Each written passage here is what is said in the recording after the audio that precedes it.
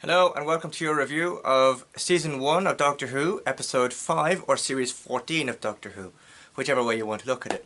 This week I'll be reviewing Dot and Bubble, the 5th episode in the Series 14 series by Russell T Davies. I know I'm a bit behind on episodes, as you can clearly see by my recent uploads in relation to this series. However, I am planning on having them all out and updated within the next few weeks, so do stick around for that. And if you want to see more of that content, do click below to subscribe to the YouTube channel for more content like this very soon. Now let's get straight into it. This episode is very much curated to the social media generation, and by that I mean those who would constantly be on their phones. Basically this generation, my generation, pretty much, and that's not necessarily a bad thing. I mean, it takes a fairly light-hearted look at social media use with this generation. It's very well written as well. There's some great characters: Ricky September, Lindy, the Doctor and Ruby, obviously. And I think there's some inkling of political commentary in there as well, which is all very nicely played out, and the episode is fairly strong in my opinion. First off, the character development. I suppose the characters in this episode, not so much the character development.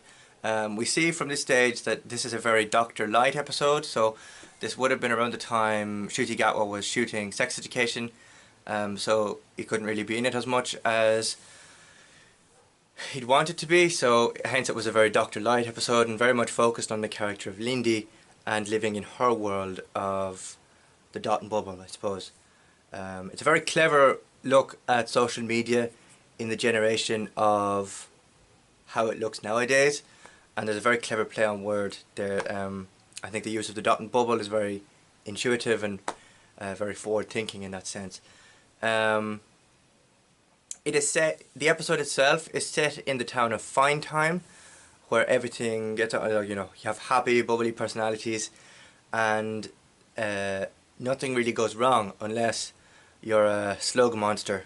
In this case, this monster in the form of a slug or whatever it is, I don't really know, so I'm just going to call it that, comes along and gobbles you up into basically so that you're non-existent, basically in a world that doesn't exist. I find that quite horrifying and quite an interesting take on this episode, of which I think was played out very well. Where I think the Doctor's performance in this, Ncuti Gatwa's performance in this, plays out very well is at the last 5 minutes of the episode, basically where Lindy feels betrayed by the people after losing her parents, finding out that her town no longer exists, and just feeling kind of inward on herself and very isolated from everybody. The Doctor then tries to, I suppose, save them, and saying that he can save everybody by bringing them back to the TARDIS and allowing them to fly the universe or travel the universe with them. Lindy takes up this opportunity in the not lightest sense and basically doesn't want the Doctor's help. The Doctor tries to help, but then it's pretty much spat in his face, and basically they go off and they do whatever they want to try and find their parents. It's very dark, yet it's a very, I suppose, acceptable response to that. Having lost everything, you're in the process of grieving, you're trying to process everything, and as we've seen, grief can take time to process a situation. The Doctor, from this reaction, is very angry, very let down, upset and saddened that Lindy has decided to take the options that she's taken. It's a very valued response, I think, and it shows how, I suppose, this generation views the use of social media in today's world. And for that reason, it's a very solid episode, I think. It's a very stark look at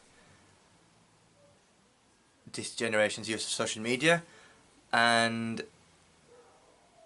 the series itself, as the series goes on through the episodes, you know, the next one up is Rogue, the next one after that is The Legend, and the next one after that is the series finale in Empire of Death. And as the series progresses through these episodes, we see the production and stuff, the characters acting are getting better and better, and for that reason, based on the look of the episode, and everything else that I've just mentioned, the characters' development, the look of the episode, the social context within the episode is placed, I'm going to give it a very solid 7, maybe 6 out of 10. And that's basically based on pure first viewing. I really enjoyed this episode.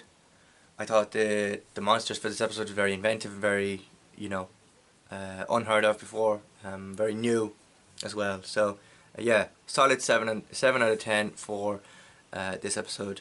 I'll be back in a few minutes, or in the next week or so, in the next few days, with my review of Rogue, and you'll see my thoughts on that very soon.